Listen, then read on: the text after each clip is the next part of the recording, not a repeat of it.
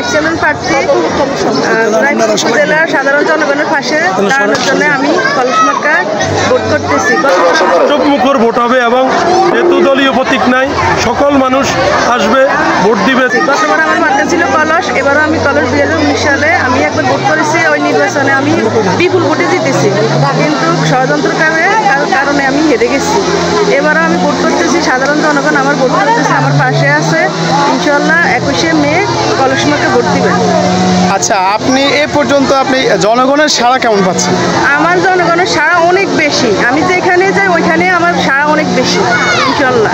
আচ্ছা, জয়ের প্রতি কতটা আশাবাদী আপনি? আমি 100% আশাবাদী জয়ের প্রতি। যেহেতু দলীয় প্রতীক নাই, সকল মানুষ আসবে, ভোট দিবে তাদের পছন্দের প্রার্থীকে। আর আমার স্ত্রী রায়পুর উপজেলা পরিষদ নির্বাচন 2019-এও প্রার্থী হয়েছেন। আপনারা জানেন বিপুল ভোটে কখনো জয়ী হয়েছিল একটি ষড়যন্ত্রকারী মহল। রায়পুর উপজেলা পরিষদে রেজাল্ট নেওয়ার পর গভীর রাত্রে রেজাল্ট পরিবর্তন করে তাকে 184 ভোটে পরাজিত ঘোষণা করা হয়। আমি যদি উপজেলা নির্বাচনে জয়ী হই তাহলে সাধারণ জনগণের পাশে দাঁড়াবো, সাধারণ জনগণের দুঃখ দুর্দশা আমি জানবো, তাদের যতটুকু উপজেলা সহযোগিতা আছে আমি সবটুকু করব।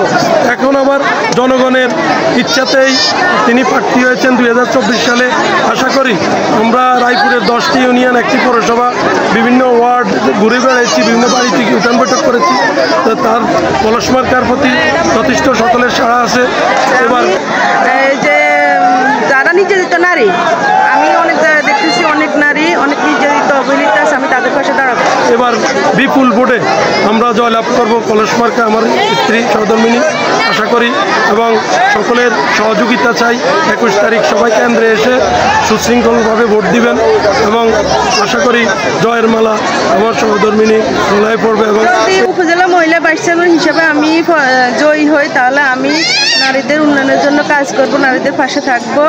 আমি আগেও নারী উন্নয়নের জন্য অনেক কাজ করেছি, সামনেও আমি করব। এই জয়ের মালা আমাদের না, এই জয়ের মালা রায়পুর উপজেলার জনগণের প্রতি উৎসর্গ করব। উপজেলা মহিলা ভাইস চেয়ারম্যান হিসাবে উপজেলা ওদের যতটুকু আছে আমি ততটুকু